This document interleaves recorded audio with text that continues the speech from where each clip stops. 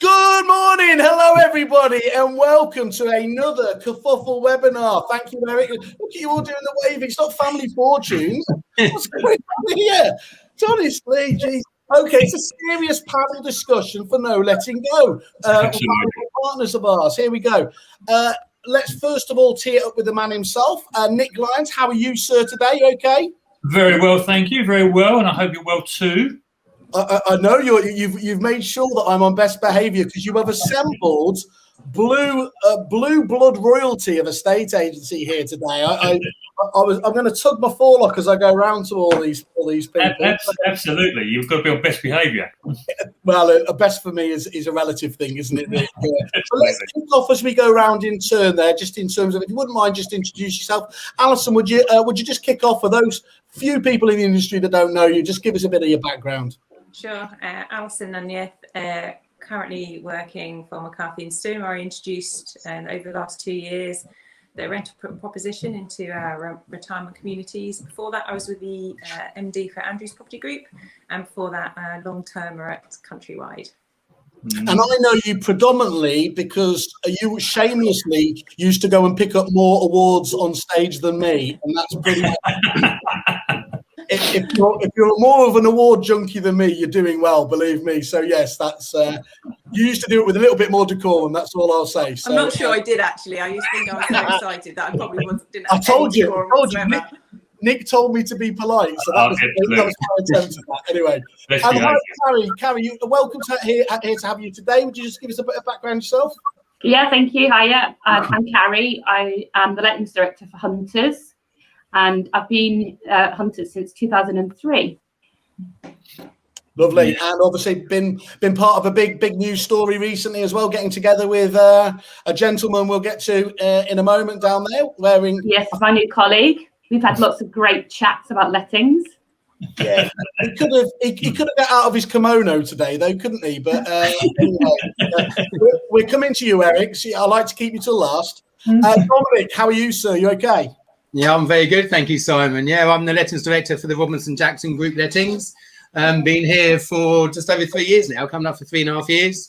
And before that, I was at Purple Bricks as a regional director. And before that, and started my career with Your Move and LSL, and was there for about 12 years to give the foundation. So, yeah, all good. All very excited. I always get a bit risque here, and I can only say this to men, but you've been around. That's there in the best possible sense here. You've done it. That's a really great CV to be able to point out there in terms of experience. And just to let you know that you really need to be on best behaviour. Simon Woodcock, funny enough, just letting you know he's watching everything you do. Of course he is. Yeah, there he is. There's his message coming up. He said he was going to. You know how that rolls. You know what Simon's like. I do indeed. And yes, Mr. Kimono himself, Mr. Eric Walker, how are you, sir? Yeah, I'm very well, thank you. This is a stylish shirt, mate. This isn't a kimono, which is a dragon, isn't it? Anyway, so I'm Eric. This is what people tune in for, Eric. This is what people tune in for. All the inconsistencies. Well, people really need to get live soon. So I'm Eric. I'm MD at Martin & Co. South and Scotland, and I look after compliance for TPFG, along with Carrie, which I'm very lucky to work with. And that's about it, really. Nothing exciting. I've been in the business for 30 years, and compliance is my bag. And yet you still look like a property Peter Pan. Beautiful. You'll have to let us know what your secret is later. You could actually say that's down to No Letting Go, and that'd be the perfect way. It might be a bit of an oversell, but no, not at all. Okay, so Nick, today we're talking about a debate on the future importance of inventory management in lettings. Before we go into just the first question on that, could you just give again just a bit of the overview of the business again, how you got here and what you're doing at the moment for the industry? Yeah, so I originally set No Letting Go up some sort of 12, 15 years ago to provide a consistent service in inventory management throughout the market. It coincided at the time with the release of the deposit scheme back in 2007. And over the years, what we've done is we've built up the business to what is now 84 offices, sort of from all over the country. So providing sort of many thousands of sort of move-ins and move-outs for a whole variety of clients.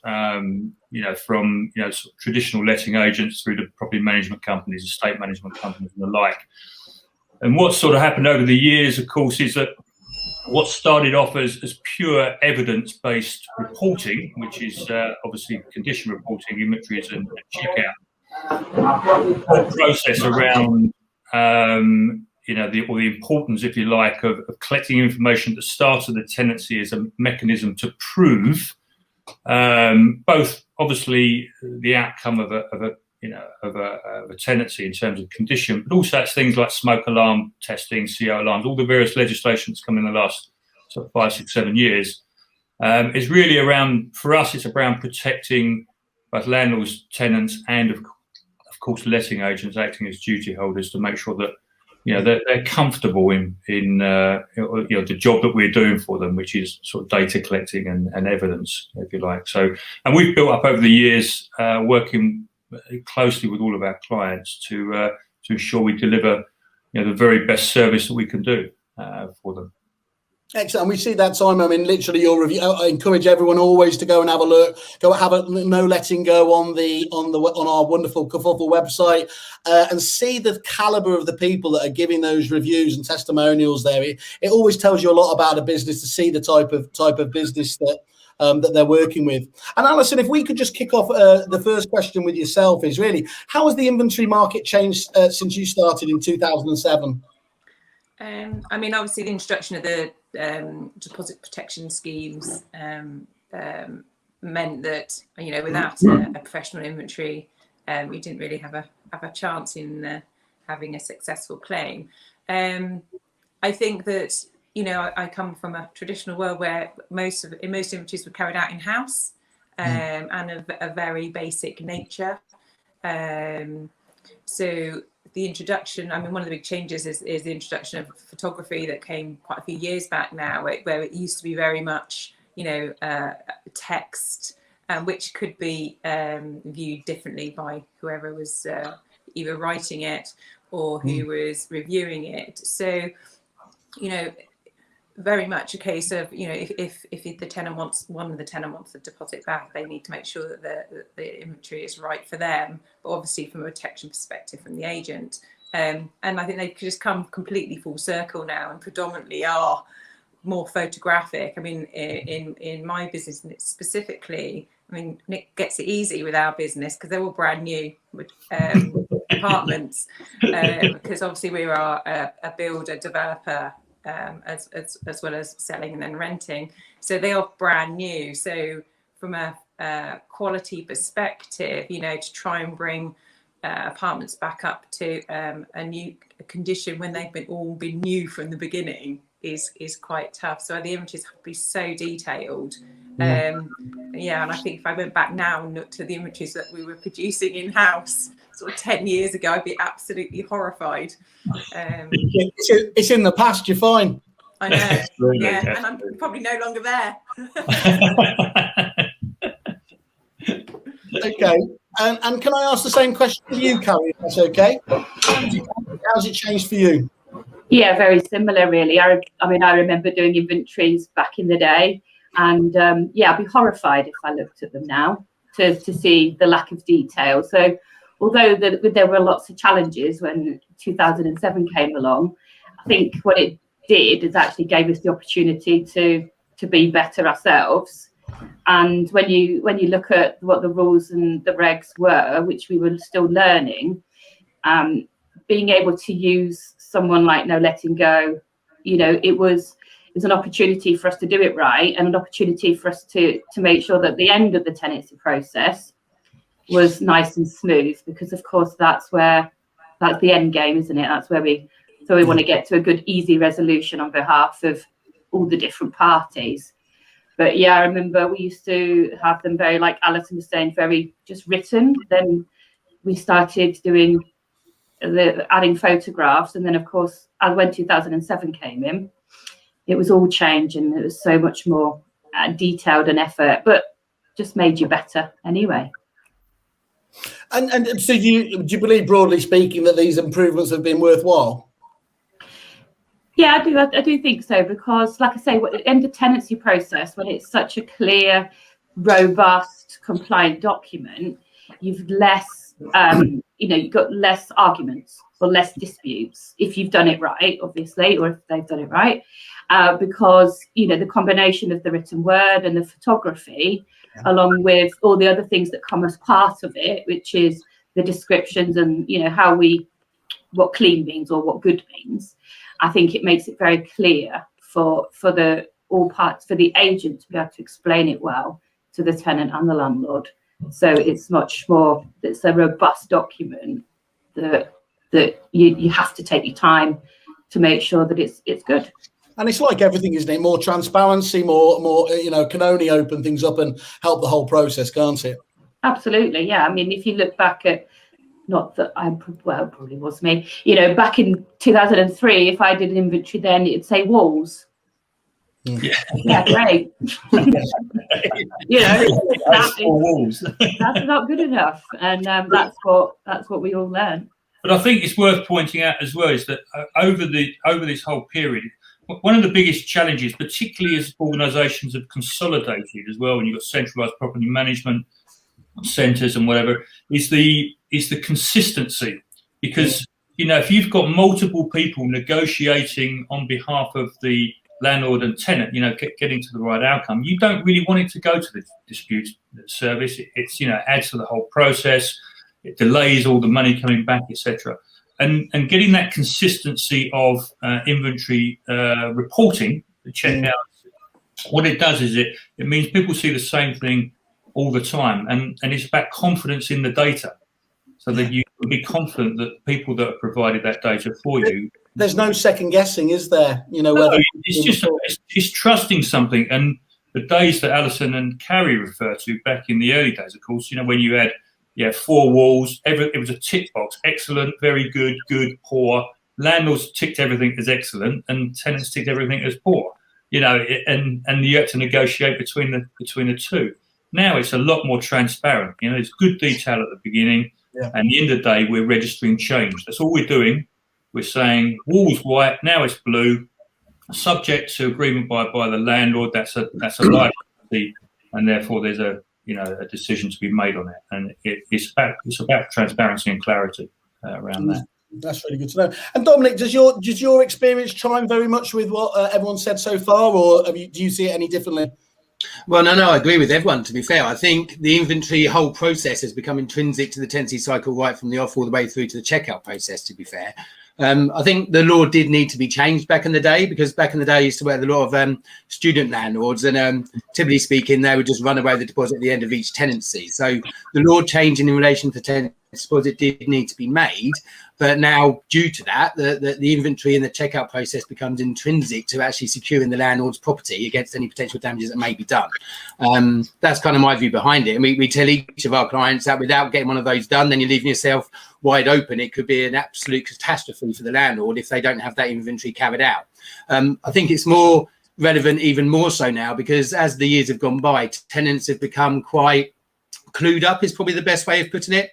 And so on that basis, they know how the process works now. So if they move into a property that doesn't have an inventory to record the condition of it, they know at the end of the tenancy, they may well have a very good claim of getting all their money back without any sort of repercussions for any damages they've done. So the market has changed quite drastically in relation to the inventory side of things, but I think it's for the better for both tenants and for landlords, because it protects against bad tenants, but also protects against bad landlords on the opposite side to that, on the flip side of it.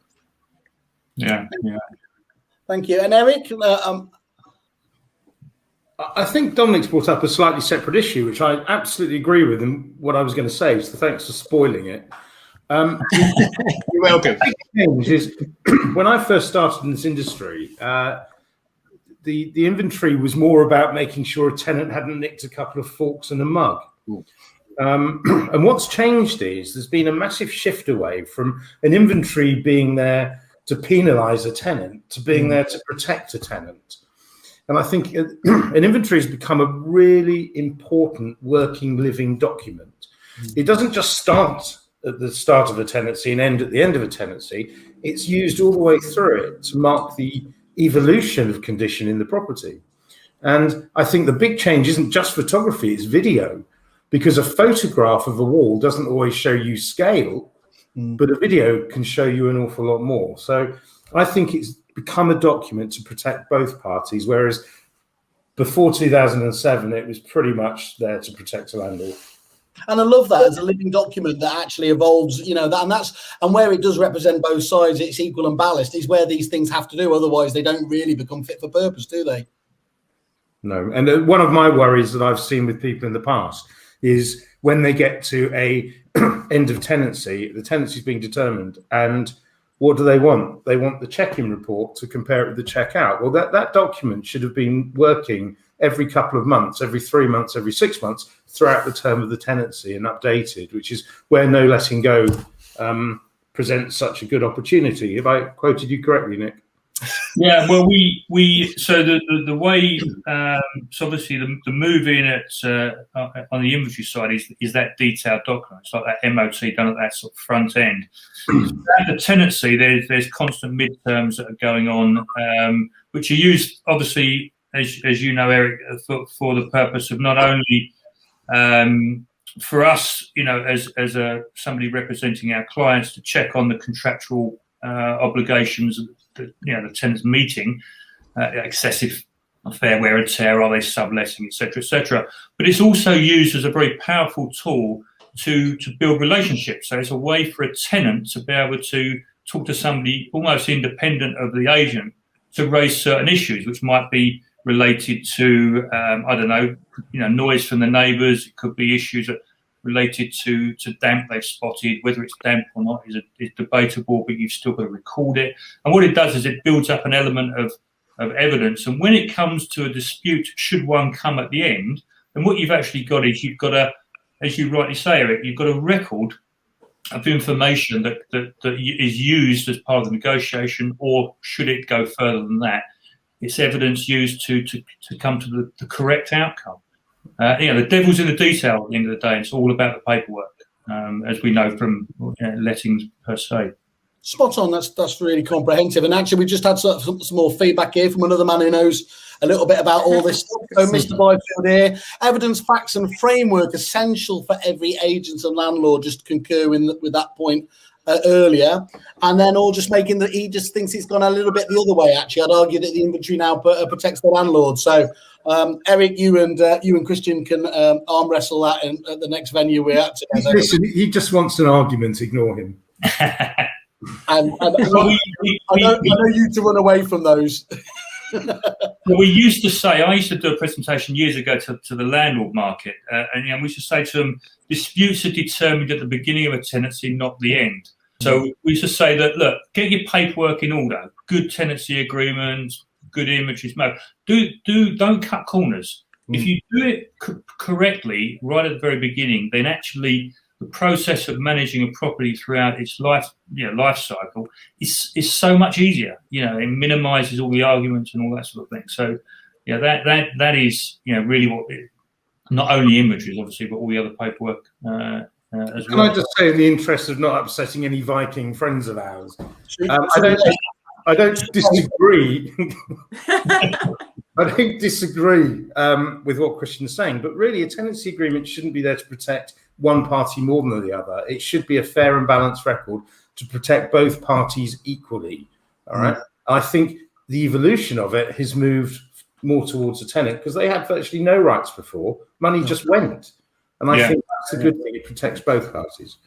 Well, I'll add in the complexity of in my business that actually we tend to negotiate with third parties at the end of our tenancies because of the majority of our customers are, you know, of a certain age, their retirement. So we'd have to actually, a decent inventory, you know, needs to be as good for someone who's possibly never even seen the property before, working on behalf of a tenant.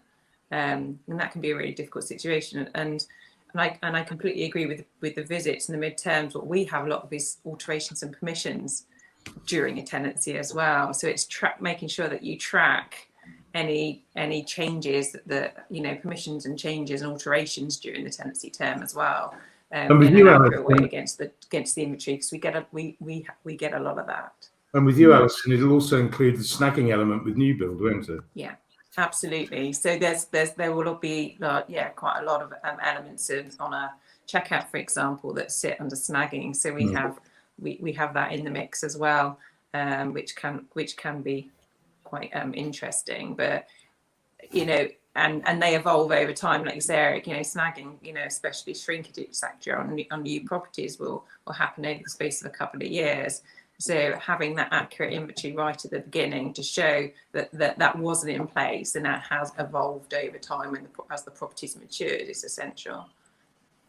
And Alison, you were talking about before, obviously previously, where you'd be doing these in-house, and you now have the opportunity, don't you, to either outsource to professional organisations like No Letting Go, or to do them in-house using specialist software such as Capture itself. I'd just like to ask the panel, how do you decide on which route is best for you? And let's just kick off with Dominic, if it's okay this time, because I'm a stickler for fairness, basically. Well, yeah, to be fair, it really depends on the individual business. I mean, when we go out to our landlords and discuss the whole process and the importance of an inventory, a lot of the time they think we're being very anal about it. But it's when we start speaking about the detail and why it's there to actually produce, then yeah, it's just an explanation process for landlords to explain why we're doing it and what we're going to protect them for. In relation to outsourcing and having it in-house, it's then on a business by business perspective, I would say, because from our own viewpoint, we do outsource the inventory side of it because, as Nick correctly stated, that's very much the beginning of the whole process. So if that part goes wrong, then you're fundamentally just kind of making it difficult for yourself moving forward, both you and the landlord and the tenant themselves.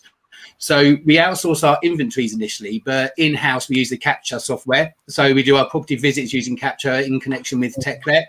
And we carry out our in-house checkout process as well. And the reason why we made that decision is purely on the basis that if you're a property manager and you're having to deal with maintenance that comes up over the course of any one tenancy term, and then at the end of the process, you're then negotiating a checkout, in our view, it makes it very difficult for a property manager to have those negotiations and speak categoric about any changes that may have taken place if they haven't actually visited the property themselves on a regular basis and seen it firsthand. So we use a professional outsourcing process with No Letting Go in relation to the setting up of the whole process, and then using their Capture software to make sure we can then detail any amendments or any changes that have taken place over the course of the term. That's really interesting to understand. Thank you. And Carrie, what's your view over at Hunters then? How did you decide? And is it a blend? What's the approach you went for?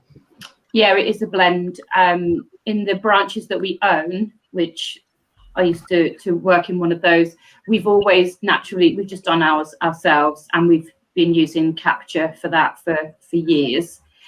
Throughout the rest of the franchise network, it is a blend, and they have the option which way they'd like to go. I think it's determined by how many staff and the size of the portfolio, because I think, Dominic's right in terms of carrying out the checkout, having done the property management visits during the tenancy, it really gives you a bit more confidence right at the end. So yeah, it's an absolute blend. And we have a training academy, and people, they have to go through the lettings training to be qualified, and No Letting Go take part in that. And that whether they do them in-house, whether the network choose to do them in-house or not, they still get trained on them, so they really understand the importance of a good comprehensive inventory, and why, whether it's been outsourced or not, why it's done in a certain way, so that like Dominic said, you can explain it properly to a landlord, especially those that think they don't need one.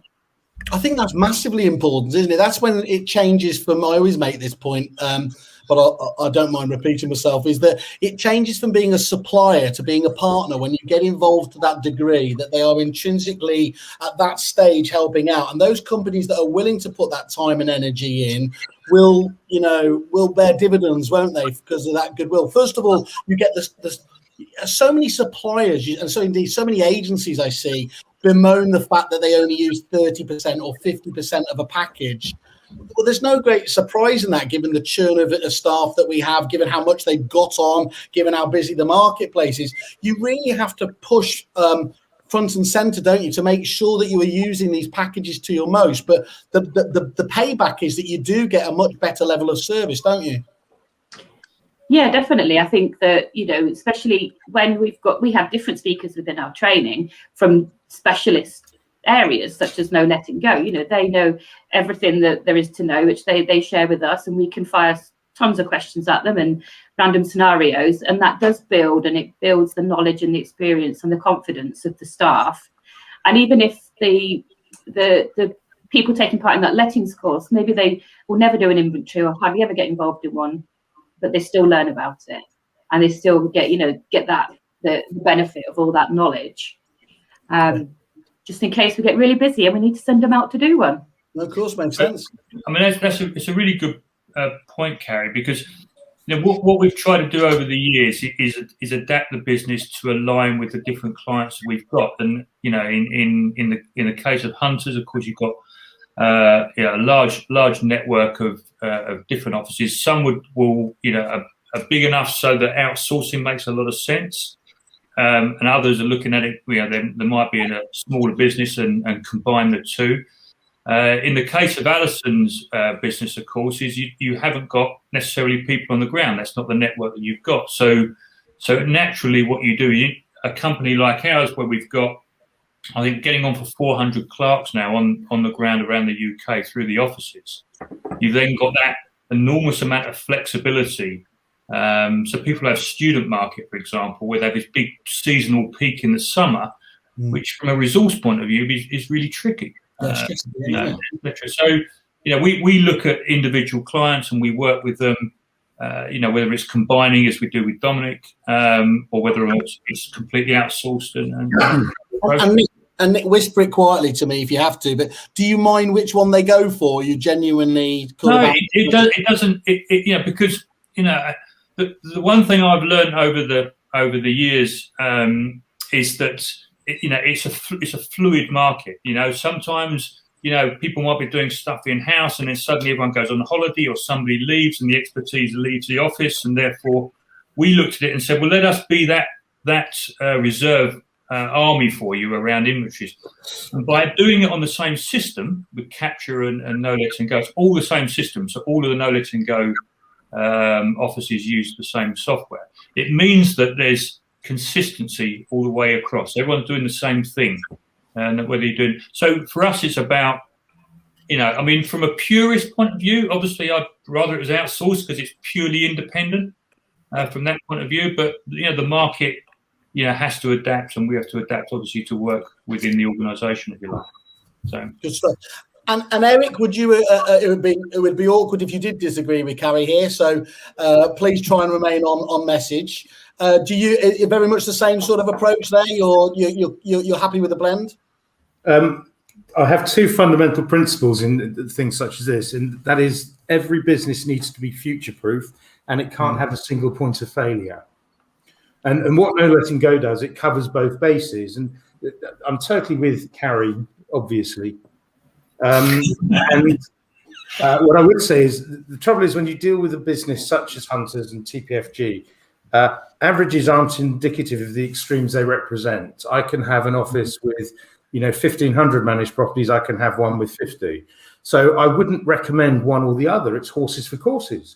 Yeah. I don't want to impose them having to get somebody new employed on 25,000 a year to do inventories when Nick has a very cost-effective solution.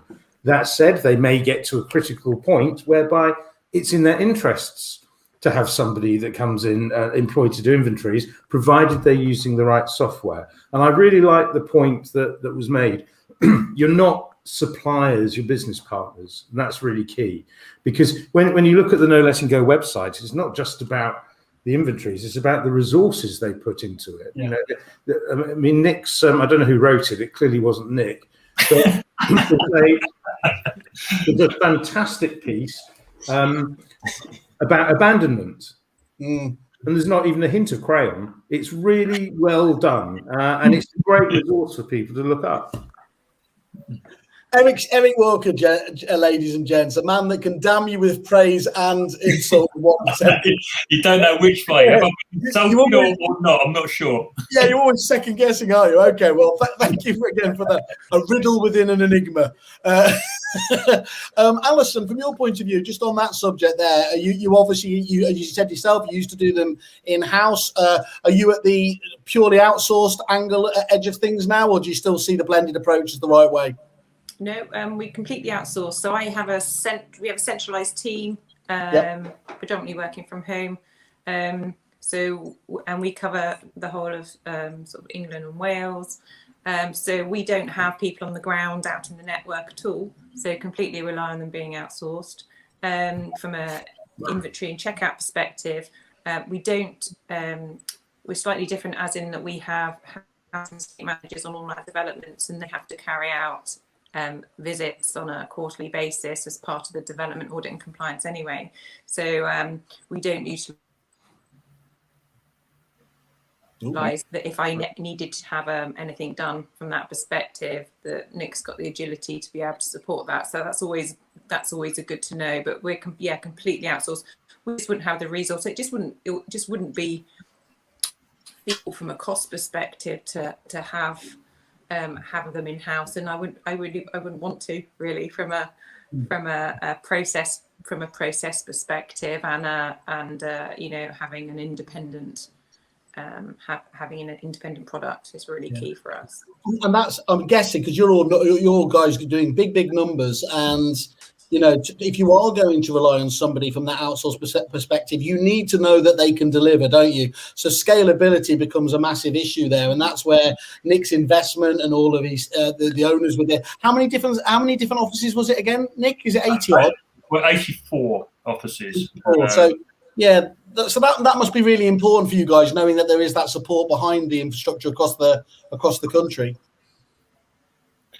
Yeah, I think for us as well is that I know that we can sometimes pull, like everybody does, last minute, not favours. It's a business, but we do get very urgent moves like everybody else, and being able to request something quite last minute is a really important thing, and not want to be let down from that perspective. So coverage is massive for us. We've never had a problem with coverage with Nick at all, but also the ability to do things very quickly is really important, because at the end of the day, our customer comes first, and be able to move people very quickly is key.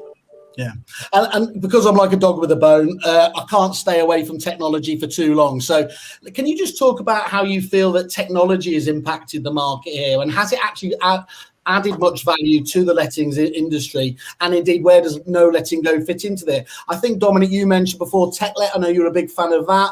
Just could you just kick us off on that side of things, and where you feel that technology, the part that it has had to play in letting so far? Yeah, for sure. I think technology has played a huge role over the course of the last probably 5 years, I guess, or so, somewhere around there. And when I first joined the group here, we kind of had a blueprint as to how we wanted to move forward in relation to the letting side of it. So we wanted to make a conscious decision to have the service levels kept to the maximum that it possibly can. And one way of being able to do that and able to spend with relationship business, right? It's what our business is all about. The industry is about relationships. So we wanted our guys to spend as much time as possible in dealing with the landlords and tenants directly and forming that personal relationship with both of those. The technology, I think, that's come in has enabled us to do that on the basis that it's removed a lot of the donkey work, I guess, if you want to call it that, in terms of the administration side of things. So from that perspective, rather than having a member of staff taking, 15 minutes to do administration tasks now, we can now use that 15 minutes that they've got spare in speaking to our clients and building that relationship up with the clients. So we employed TechLet as one of our first implementations of technology into the business as a pre-tenancy tool. And No Letting Go fitted into that very nicely, because they got an API feed directly into TechLet. We can book our midterm inspections via TechLet. Our inventories get automatically uploaded onto TechLet once it's been carried out by the No Letting Go guys in our area. And we're now having a secondary element of technology, which Christian will know very much about, called the depository. And No Letting Go, we've interjected and formed an API feed with those guys as well. So in essence, what it's kind of done is streamline the business massively in terms of administration tasks. It's allowed us to be more efficient and not have human errors being made just by mistyping something or not pressing it in time to then provide the information required by our clients. But then also at the end of lease process, with the integration that No Letting Go now have with the depository, it's made the whole end of lease process that's much more succinct and efficient as well. So from our perspective, technology is the way forward, but it will never ever replace the element of the personal side of the business, which we'll always need to have. It just allows us to be more time to have that personal approach with our landlords. Yeah. Does that make sense? Not only does it make sense, I was going to stand up and applaud, if I'm honest. I spend so long defending prop tech and everything to the likes of Russell Quirk. I'm just going to record him and say, stitch that.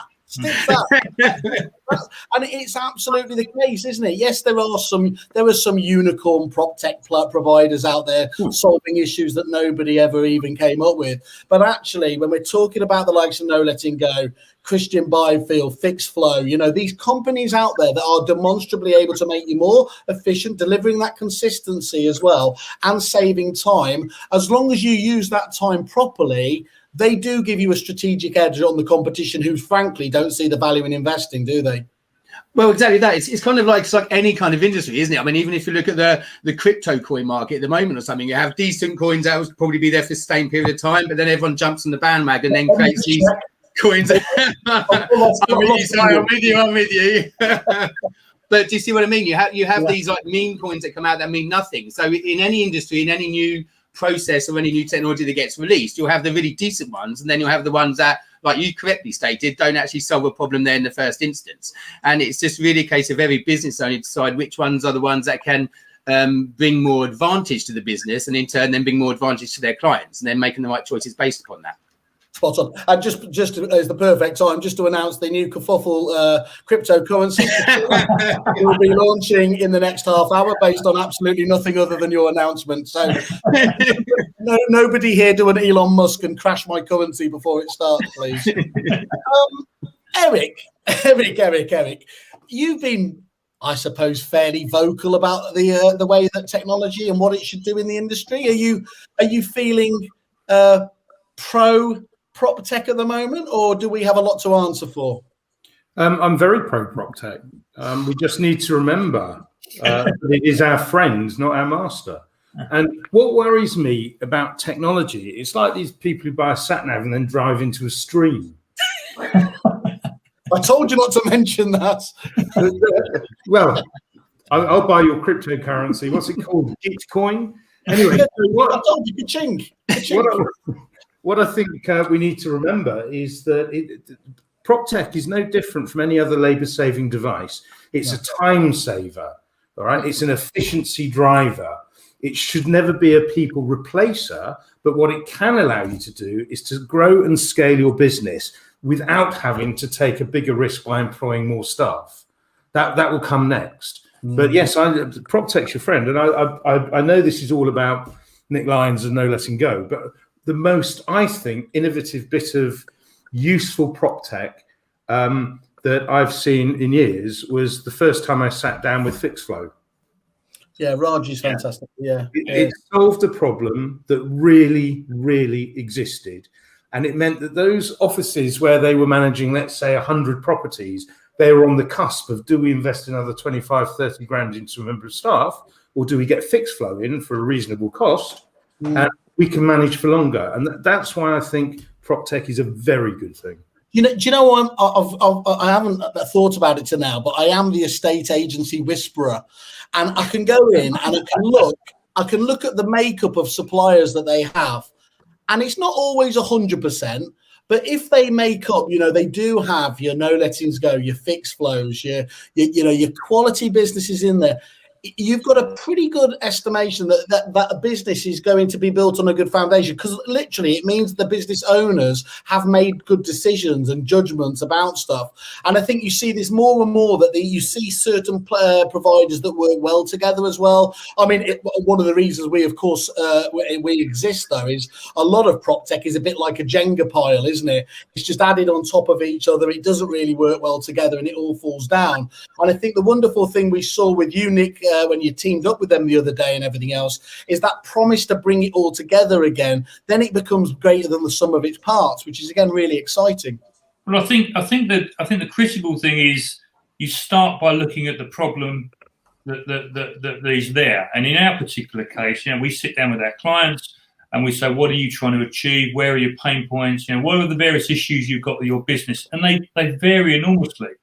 And then we try and work with people to then fix those problems. And if it's outsourcing all your inventories, then so be it. If it's a combination of using in-house and outsourcing, if it's an issue around reliability, peaks and troughs in the market, whatever those problems happen to be, we're in a position to be able to offer the accountability around that and to look at a solution. And that's if you like our niche, if you like, what we feel we're good at.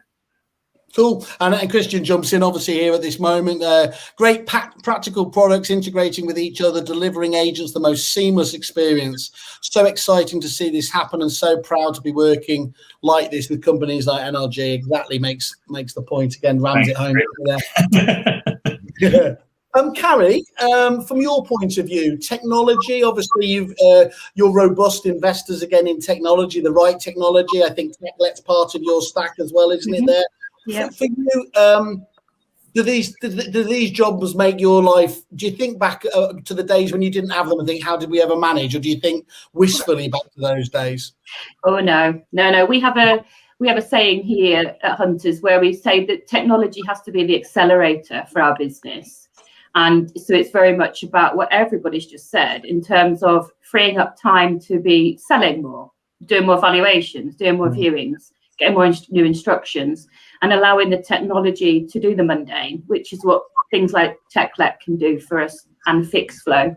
I mean, no letting go capture that we use, what that allows us to do, and it's so basic, but sorry, Nick, I mean basic in a nice way. But if I think back when we were first started to use it, the way that capture works is so intuitive. You can do it with very little training. So and that's a good thing, a good basic proposition like that. There's nothing wrong with that. That's exactly what it should do. And the fact that it integrates into TechLet, and like you said earlier, we can switch between uploading an inventory a no letting go franchisee that's done, or one that we've done ourselves. It doesn't matter, because like Nick said, they're all using the same platform anyway. But it's absolutely key. But the way we look at the technology is that it's allowing you actually to talk to the customers more. It's giving you that time. Yeah, and that's incredibly valuable as a service. And and you made the point, it's incredibly difficult actually to make a product look simple, isn't it? And as you said, one of the things that I love about no letting go is not somebody who's ever used it, but when the first time you get in there, again, it's just easy to find your way. Intuitively, you could find your way around, and that can only help to the ease of use that the front office users are going to find there, and help get the most out of it. So that's another major point. Alison, what about yourself? Technology, where do you stand on this? Pro. I think I've been known to sit a few prop tech conferences on panel. With maybe some people on screen, but I think again, completely agree with everybody. It's for me, it's an enabler to allow people to spend more time talking, to customers, etc. I'm at the stage at the moment, we've just landed a large JV, and we're now in a situation where we can start looking at all of our process we have in place and see where we can, where we can start bringing some tech in. Now we're sort of 2 years in. We have, I guess, a few more things that we have to throw in the mix. Things that the older generation can use quite easily. If you talk about things like FixFlow, we're looking at, if you look at online referencing tech, for example, our customer base don't work. They are pension investments only. So we're looking at things of solutions that we can bring into the business for our customer demographic, specifically usability and to be able to process and operationally process third parties and the demographic at the moment. And we're just going through that. And there's just such an array of tech out there, as we know. If only there was a company that helped people out consultatively with their choice of third-party suppliers. Absolutely, I was reeling you in then. I'm going to self-deprecate before Eric jumps in here. This is all about no letting go, but we're already in there. It's bewildering, isn't it? It is bewildering, the choice out there. And again, it's making the right choices. I think there's just under 700 suppliers on our site now, and you could spend your time having demonstrations and phone calls and emails from all these different businesses. And I think it's as important to not underinvest in technology. Just as important is not to do the whole shiny butterfly routine, isn't it? And add too much to it over time, where you're just not getting a return on your investment.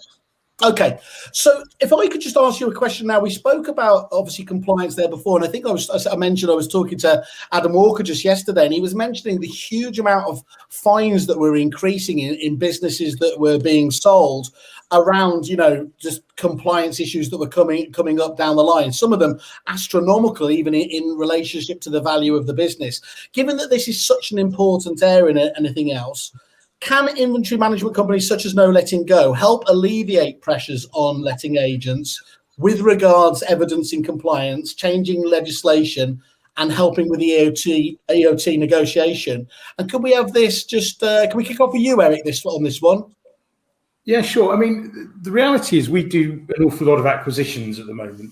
You've probably seen them in the press. We're buying up everything we can. Adam's right, but it's two ways of buying a business. You've got an asset sale or a share sale, which only has slight tax implications for the seller. So we will always go for an asset sale, and our due diligence is pretty good. So we don't have a lot of issues. We check very thoroughly. Somebody like No Letting Go, of course, their input. If you've got a professional inventory, it's recording the mandatory criteria that you'll need to set up a tenancy at the right time. So, of course, it helps. There's going to be a lot of data in the inventory that will help with the due diligence process. And if I've got a business that I'm looking at that uses someone like No Letting Go, I'm a lot more confident with it. Yes. If they don't and they're doing their own inventories, then I start to think to myself, what about the gas safety, the Legionellas, the EICRs, what the deposit protection? There are so many issues we need to look at. But Adam's right. And I think that the problem at the moment is too many people over the last couple of years have taken their eye off the ball with compliance, and there is a tsunami of issues there. But we're very, very detailed on our due diligence, so it's not an issue. That's great. And I'll go straight to Carrie here now. And again, Carrie, don't say anything about compliance because it's a done deal now. So from your point of view, just on that though, how does No Letting Go help you just alleviate those pressures that are there from the compliance side of things? Well, I think it goes back to kind of what I was hinting at before. The basics of what the inventory can provide is a huge part of the compliance. And I think actually we take so much of that for granted nowadays because it's just a given. If you look back at 2006, 2007, we would have looked at that and thought, wow, that's over the top. But now it's the norm, and that's what's expected, and that's what they can provide the tools to be able to prove it all. I think elements of compliance have to be done by the agent themselves, but we can outsource things to No Letting Go to do checks and tests. And even coming back to how the document is structured itself, we know we can rely upon that from a compliance point of view when we're talking about a deposit dispute. We know that is something that we can rely on. And even if I look back I've said it like 3 times now, back in the day, trying to when you were doing your own inventories and you were copying and pasting in photographs, that took an age to do, obviously, but you can prove the date and time of which that was taken, whereas of course you can now with especially with No Letting Go, but we take it for granted because it's just the normal standard that they provide. Alison, from your point of view, is it lovely you can take that for granted? Yeah, I mean, we obviously we rent out our apartments, but we then sell them on as rental assets, and the inventories are a very important part of the due diligence that we provide as part of that asset. I mean, it contains all of the fixed assets within each apartment, etc. So, you know, it's one of the core documents that we have that has to form part of that investment process. So completely key for us. We obviously have a huge amount of compliance within the business from a development block management perspective and an individual apartment management and tenancy perspective, and have to obviously dot the I's and cross the T's across the board. But that, yeah, the provision of the inventories by no letting go, you know, we wouldn't be able to sell on an asset without it. Perfect. And Dominic, yourself, put that peace of mind element? Well, yeah, for sure. I mean, I kind of echo everything that everyone else has said, but the other element that No Letting Go have assisted us on quite drastically, because the local team of No Letting Go that we work with have kind of become part of the team for the most part. So we get to know them when they come into the office, and the relationship there is very strong. And obviously where you want to do the inventory as close to move-in day as possible, where we can facilitate it, we get them to do it on the day of move-in, and so they'll do the smoke alarm checks with us. And we have a process in place with No Letting Go where if the smoke alarms aren't working on the first day of the tenancy, even though we've mentioned to get that done, they'll then do that for us. They'll go out and either get smoke alarms and install them, or if they're not working, install the batteries in there, and then provide the documentation to show that they've been tested on that first day of the tenancy. So from that perspective, that's come from a relationship standpoint, and also just ticking the box from our perspective on the compliance side of things to make sure the first day of tenancy smoke alarms have actually been tested and are working. And yeah, in fairness to them, we thank them very much for doing that, because it saves us going out there and doing it as well. Yeah. Can I ask you a question? This is inventory hour, of course, so this is for your inventory junkies out there. But just to throw in one random one outside of there, and I want just a really concise one here. Eric, you're not allowed to do 10 minutes of flying cars and all the rest of jetpacks and all the rest of it. Could you just talk to me what you see as being the future of the industry? Again, just to reiterate, that doesn't include inventories.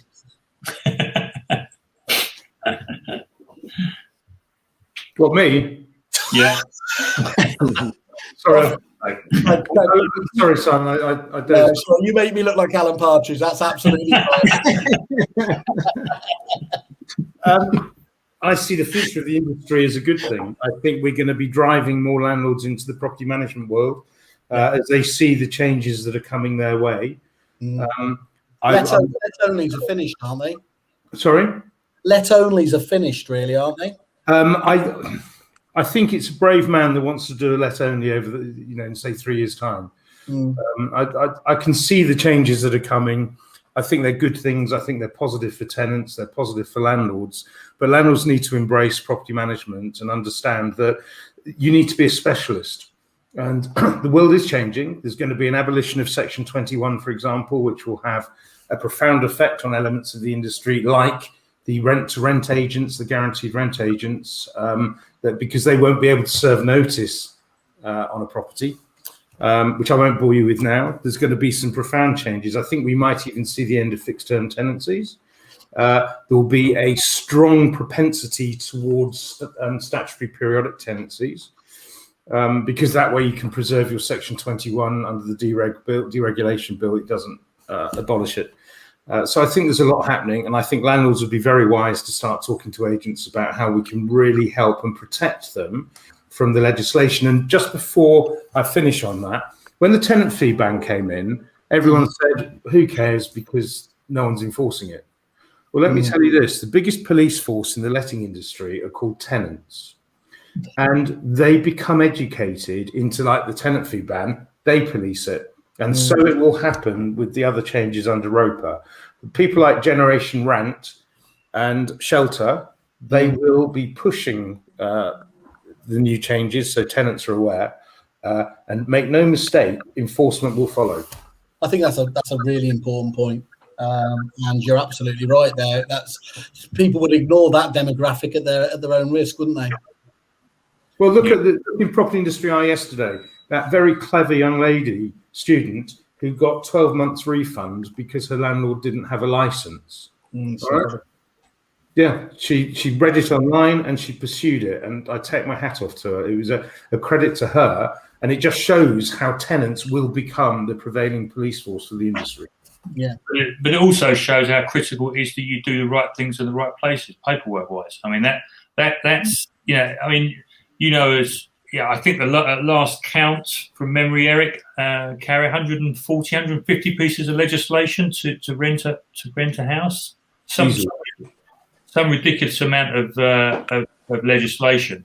And of course, when you look at all of those, you've got a property manager. You need specialist companies to manage that, because a proportion of those elements will have a fine against them if you don't deliver them. Work surrounding yourself by good suppliers, good tech, good partners enables you as a business, as a property management business, to be able to sort of maintain you don't want to be a company that just deals with problems. Problems need to be a minimal element, and you need your partners around you to work with you on that to minimise those. So, it's a case of being proactive or reactive, really, though, Nick, isn't it? As much as anything. It is absolutely, and you can plan to be proactive. You don't. Reactive usually means inefficiencies in your own systems, and you can fix those going forward. Yeah, you sound like the missus at home. She's always telling me that. But anyway, Dominic, with your crystal ball, what does the future look like in lettings? Bright. That's the truth of it. But I totally agree with Eric on it. I think the let-only side of the business is dwindling slowly but surely. But I think it comes down to us as agents and the experts in the field to educate the landlords as to what they're stepping into, because a lot of the landlords we deal with are accidental landlords. They haven't jumped into the buy-to-let market. They've inherited a property, or they're moving in with their partner, whatever the case may be. And if they don't know the problem, they don't know the problem needs to be solved. So I think a lot of it comes down to the industry as a whole to educate landlords when we're seeing them at the valuation, to state these are all the ramifications that all the hoops you need to jump through, and these are all the ramifications that you're going to suffer if you don't jump through those. And without the education, you're putting your client very much at a level of risk that as a trusted organisation, you shouldn't really be doing, in fairness. But I think the industry will carry on growing and get bigger and bigger and bigger. I generally do, just with prices going up on the sales perspective and everything else. So there'll always be a market there.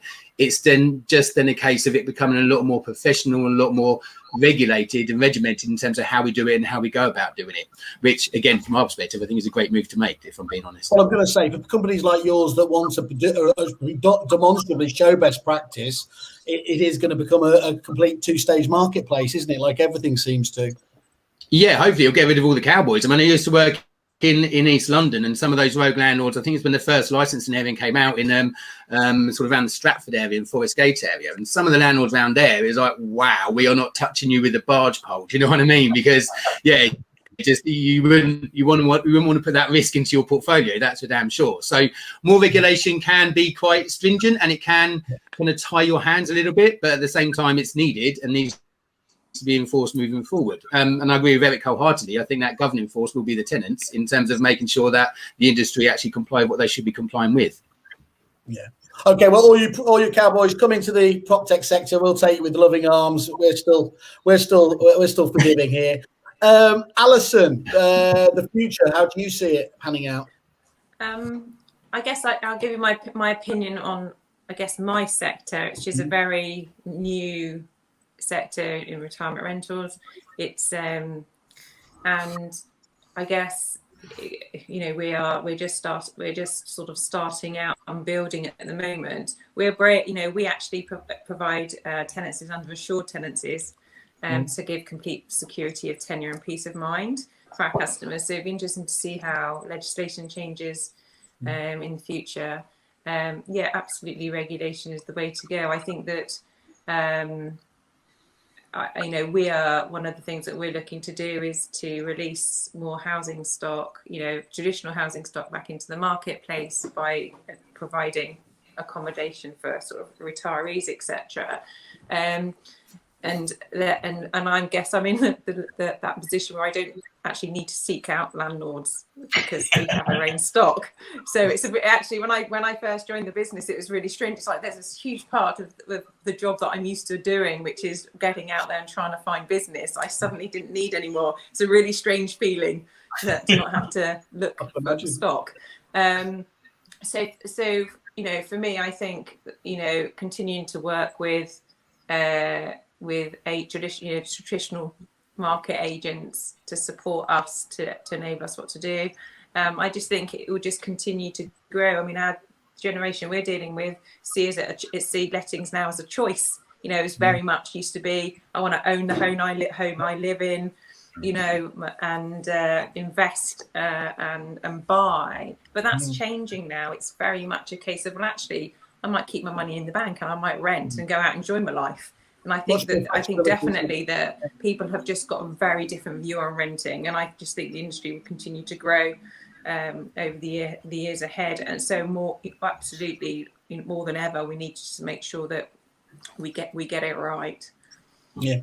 And Carrie, from your point of view, what do you see? Anything differing to these guys, or broadly all on topic with them? Yeah, on point with them, especially, what Dominic was saying about, getting rid of the road element. And I think, with the future of ROPA and things like that, I think good agents need to rise to the top.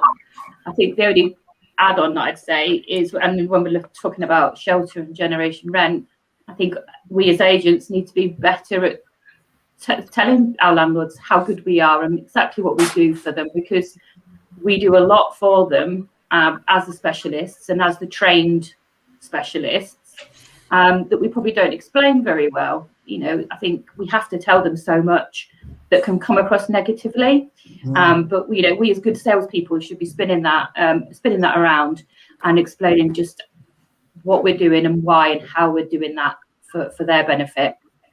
I think that's absolutely spot on. That about being good salespeople is about delivering sometimes some of the tougher news as well, isn't it? And doing that in an effective way rather than just dodging the bullet, as it were. Thank you. That really makes sense. Look, I'm going to ask each of you in a minute just to talk about, obviously, just to summarise again why you work with No Letting Go and what you like about them.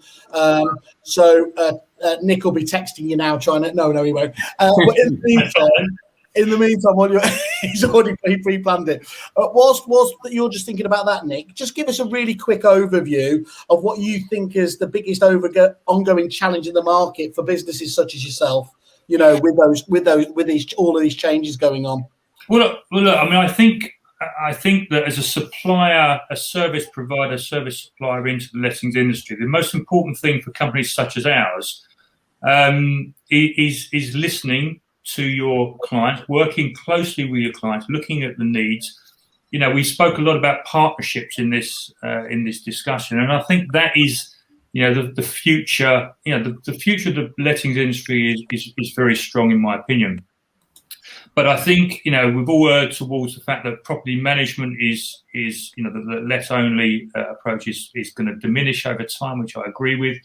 I think therefore there's a big focus around property management. Property management means accountability. Yeah. People that you surround yourself with, have to understand that element and have to be accountable. Because there's a trust element that goes on. Agents, legally are duty holders, so therefore they've got a liability along with the landlord. In my view, that the supplier has to fully understand that and fully understand the property management responsibilities of their client. So for me, and what we're doing with No Letting Go, and we've done for many years, is train everyone within the organisation to understand our clients' position. So we train people in property management that's relevant to our side of the business, and then we look for solutions. And then I try and build the broad business to ensure that we can do that. And that's why we've spent so much time and investment in terms of building the systems, the capture systems and the solutions around that. Why we work hard working with people like Raj at Fixed Flow and Techlet and CMLs, MRIs, all these sort of companies. Yeah. And of course Christian at Depository, fairly recently, because these are good companies that are solving problems in the market. And I think collectively, clients, suppliers, everyone, we all work together to make the process a lot smoother. And I think that's the essence of what we're trying to do. And of course, fundamentally, at the end of it, I've still got boots on the ground. People have got to get in, pick up the day-to-day problems, like where are keys? Did they fit in the door? The keys are 10 miles away from the property, and all of those functional problems that we have on a day-to-day basis that cause major headaches. All that stuff has to be dealt with. But fundamentally, it's about working together and solve problems collectively. Cheers, Nick. Okay, well, now's your chance you have to sit there and take whatever comes, and it would be awfully awkward if there wasn't my stuff coming back now. Alison, we started with you, so can we just kick off again? So working with No Letting Go, is that an important relationship with you? Are you pleased with the way that's obviously been going today? It certainly sounds like it. Well, I've had a text to say my bottle's in the post, so I'll be nice. Absolutely, yeah. Absolutely. But it's even chilled. No, it is. I mean, I've worked with Nick for quite a number of years now, and always delivered. I mean, we don't have the problem with keys with our business because they're always in one place in each development. So we're quite lucky from that perspective. You're the perfect client. Yes, but I think consistency is key, and that's what we get, and that's all that I'm looking for, really. I think we're quite an easy client. But I'll keep that in my back pocket for when I need a few favours or to do something a bit different, or to do things at pace. When I need a favour, I should remind Nick that he's got it easy. Bring this video back out. Yeah, absolutely. Yeah, just playing it over, exactly. Thank you, Alison, and thank you for again spending so long for us today talking about your experiences. It's really, really appreciated. Carrie, from your point of view. So for us, it's about the fact that I can offer it out to the whole network, whether that's the ability to do them in-house through capture or outsource to the franchisees, and the fact that it slots into Tech Collect so well. So it ticks all those boxes. They're very nice people as well, which always helps. And taking part in our training, they provide me with tons of good content for newsletter articles to share with the network. So tick so many boxes for us to provide a good experience for the franchisees so they can keep learning, but also do well and do good for their landlord customers. Lovely to be able to hear they can deliver on that of such scale. Thank you, Carrie. Really appreciated. Dominic, from your point of view, we're going to terminate with them as of today. Sorry, Nick, about this. No, I'm joking.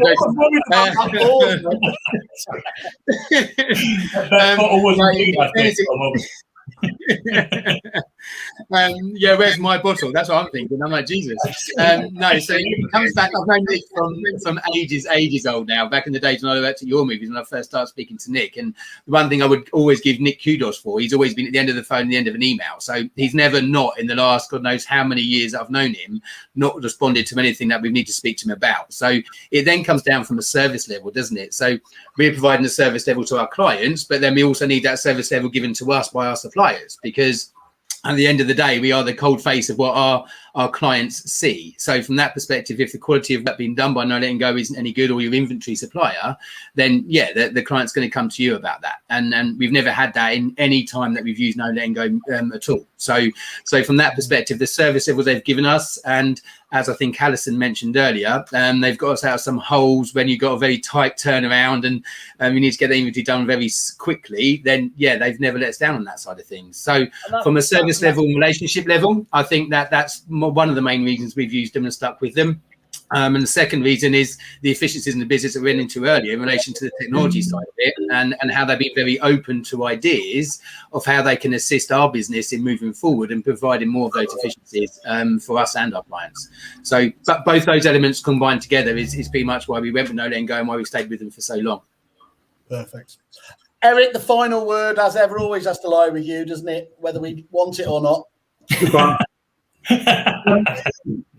There you go. No, look, I've never given business to friends. but I've made friends with I people. I know you haven't.